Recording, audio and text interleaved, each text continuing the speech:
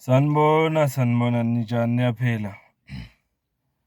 Asibonge maniphila umfowabo Mkhonzo nibingelelayo. Thank you so much. Ngibonga ngamukela ama-subscribers amasha namadala, ama-new followers namadala ku-TikTok ngiyabonga kakhulu. Ngicela uma ungaka-subscribe futhi ungaka-follow wenze kanjalo. Ngiyabonga. Yazi mangibuka le ndlela okwenzeka ngayo lapha ku-ad hoc committee ePhalamende, akukho into engangigculisi kahle indlela amamemba ePhalamende abuza ngayo imibuzo.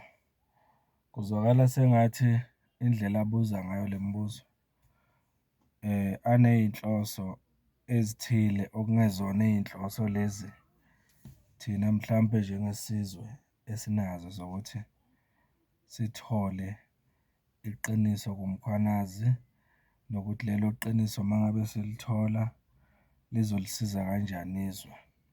Kodwa kubonakala ngathi amamemba ama-political party lapha asebenzisa ithuba lokuthi i-information abayithola kumkhwanazi banqofane ngayo.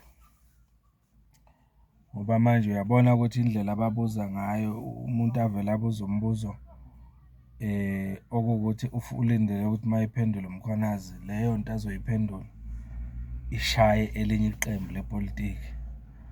Kanjalo nomunye uma esethola ithuba lokuthi abuze imibuzo, ubuza nje imibuzo eqondene nokuthi kube nokuthile okuvezwayo okubi ngelinye iqembu. Ayi, lokhu kuyasitshela ukuthi ikakhulukazi thina njengabantu abamnyama ukuthi hhayi kusekude phambili. Yiloko nje bengifuna kusho ukuthi hhayi abasimele ePhalamende ake bayicabangise bayibukisise kahle le nto ukuthi kahle kahle inhloso yokuba lapha yini. Ngiyabonga.